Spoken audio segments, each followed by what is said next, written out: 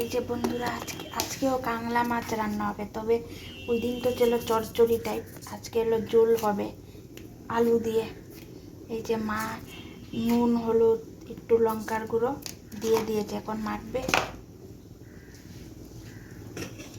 চলো আবার আসছি পরে। বন্ধুরা এই যে মা এখন মাছটা ছাড়লো কড়াইতে, ভাজবে। খুব কড়া না, খুব হালকাও না।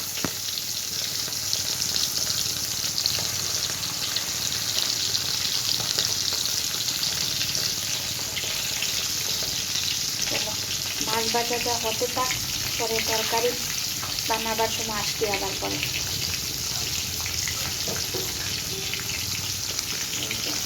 কারেন্ট নেই আমাদের এখানে। যে মাছের ঝোল, কাংলা মাছের ঝোল হবে আজকে আলু দিয়ে, ওইটার জন্য মা বড়িও দেবে।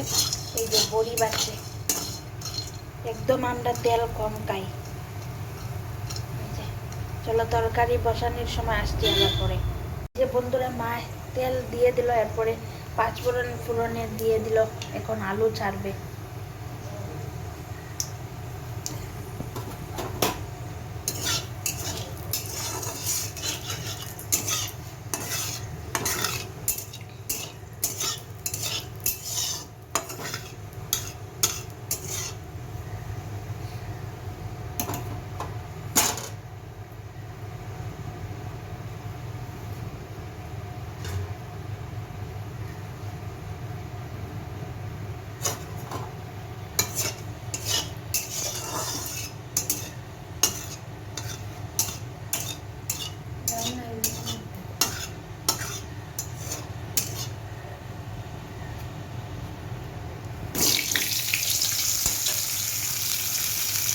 যে বন্ধুরা আলু ছেড়ে দিল, এখন নুন হলুদ দিবে।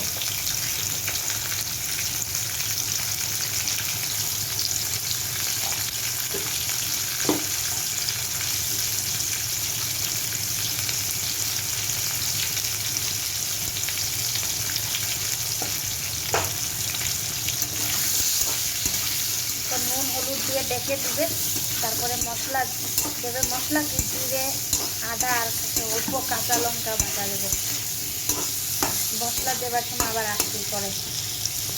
বন্ধুরা এই যে আলুটা মজে গেছে অল্প, এখন আদা বাটা জিরে বাটা আর কাঁচা লঙ্কা বাটা দিয়েছে। মা গুঁড়ো লঙ্কা দিবাইনি, একটু নাম মাত্র গুঁড়ো লঙ্কা দেবে কালারের জন্যে।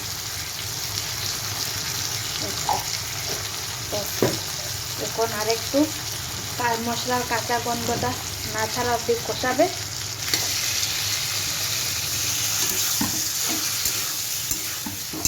তারপরে একটু জল দিয়ে দেবে।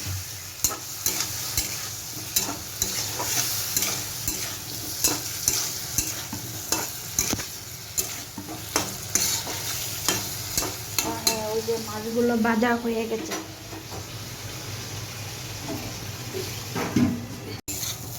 বন্ধুরা এই যে কষানো হয়ে গেছে, এখন জল দিচ্ছে। ঝাঁজ উঠেছে অনেক।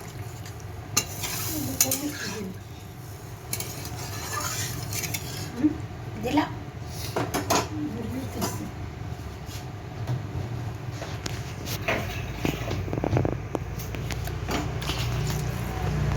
বড়ি দিবে তো, তাই আর একটু জল দিল। বড়িয়ে তো জল টানে, মানে জল টানে।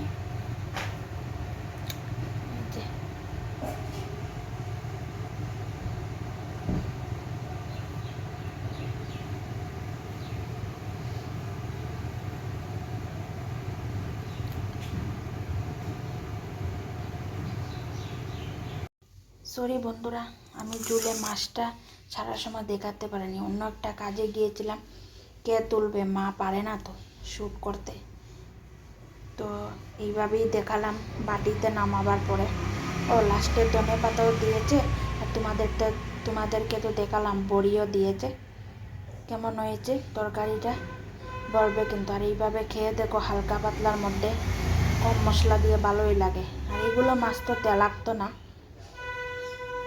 তাই এখন তেলাক্ত মাছ বলতে আমরা তো এই রৌ আর বাউসই খেতাম, এখন এইগুলাও কমিয়ে দিচ্ছি আস্তে আস্তে। এইগুলো মাছই বেশিরভাগ খাবো। হঠাৎ হঠাৎ খাবো রৌ বাউস মাছ। চলো আসছি আবার নেক্সট ভিডিওতে, কেমন হয়েছে বলবে।